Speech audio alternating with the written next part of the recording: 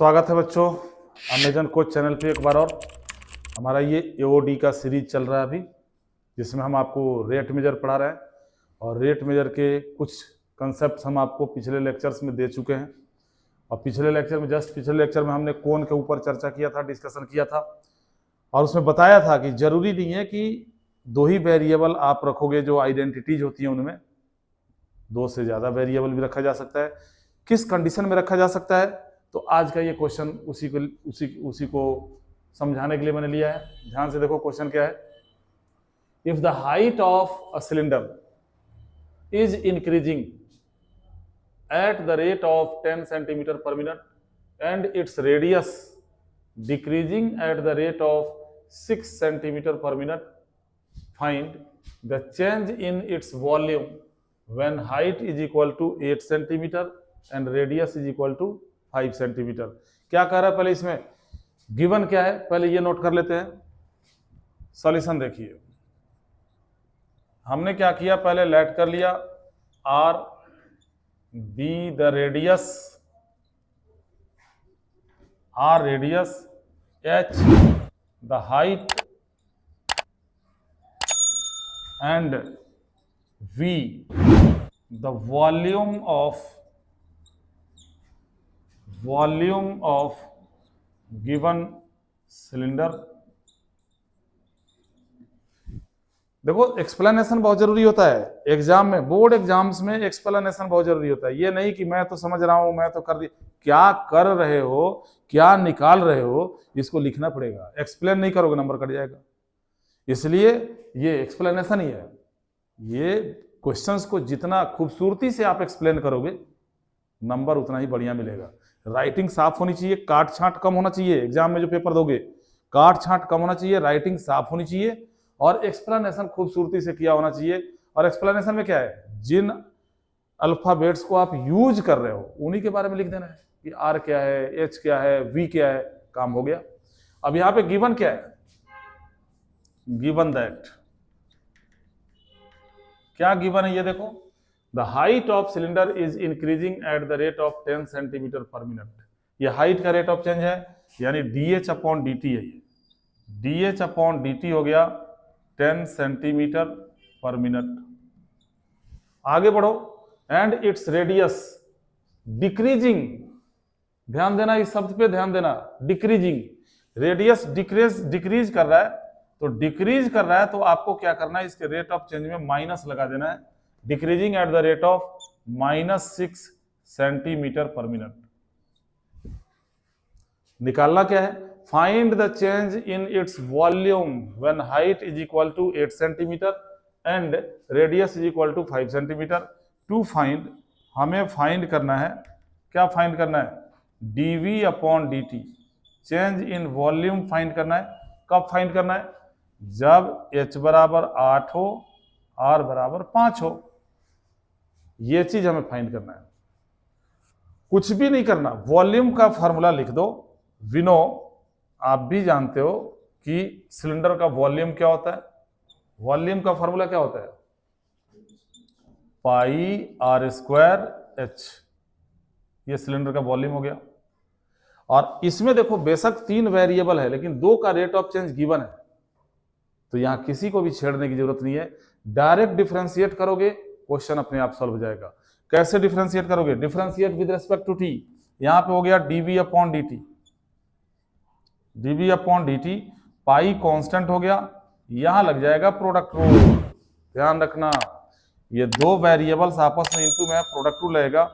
Are square को बाहर छोड़ा, एच का derivative D upon D T, plus H को बाहर छोड़ा, आर स्क्वायर का derivative 2r dr upon D T. अब सारे वैल्यूज उठा के डाल दो। D H upon D T मालूम है, dr अपॉन डी टी मालूम है, h और r ऑलरेडी गिवन है कि h को क्या डालना है और r को क्या डालना है। यानी हमें dv अपॉन dt निकालना तो है, लेकिन कब निकालना है, जब हाइट इसकी 8 हो और रेडियस बेस का 5 हो। डालो सब कुछ, पाई इंटू, पहले रेडियस आ गया तो 5 का square, into D H upon D T, 10 दिया है 10 डाल दो, प्लस 2 इंटू हाइट कितना दिया है 8 इंटू रेडियस कितना दिया है 5 इंटू dr/dt कितना दिया है -6।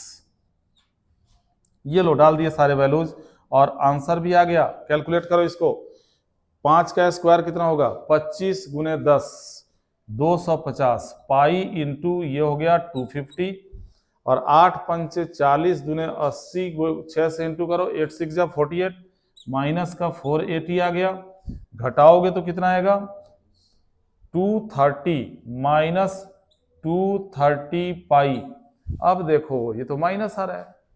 माइनस आने का मतलब क्या हुआ कि वॉल्यूम भी डिक्रीज करेगा, लेकिन आप इंक्रीजिंग डिक्रीजिंग नहीं पढ़ रहे हो, आप रेट ऑफ चेंज पढ़ रहे हो। इसमें रेट ऑफ चेंज बताना होता है, तो जो आप आंसर दोगे उसमें माइनस मत देना। नेगेटिव आने का मतलब ये पता चल गया कि वॉल्यूम डिक्रीज करेगा, लेकिन आप रेट ऑफ चेंज दोगे वॉल्यूम का, यानी dv/dt लिखोगे जब dv/dt at h is equal to 8 r is equal to 5 is equal to 230 pi cubic centimetre per minute. ये आपका आंसर हो गया। इस तरीके से आप एग्जाम में भी क्वेश्चन को एक्सप्लेन करोगे। अब देखो, जरूरी नहीं है कि सिर्फ कोन या सिलेंडर से रिलेटेड ही ऐसे क्वेश्चन आ सकते हैं। थोड़ा सा आइडिया दे देता हूं मैं यहाँ पे।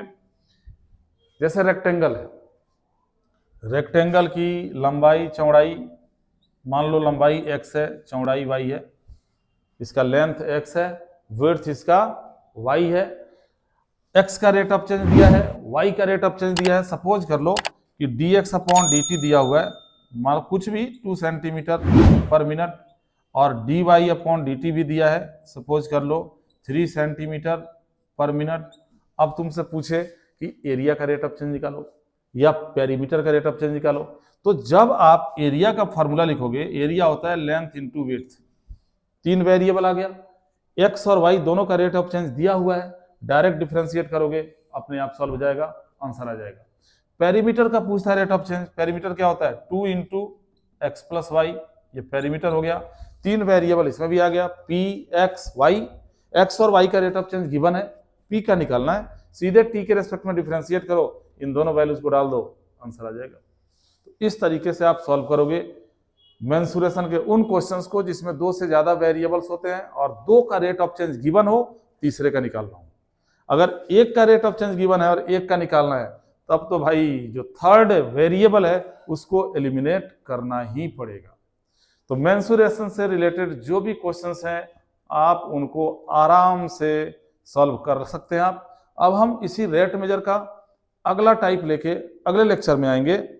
फंक्शन से रिलेटेड कैसे क्वेश्चंस आ सकते हैं ये लेके आएंगे।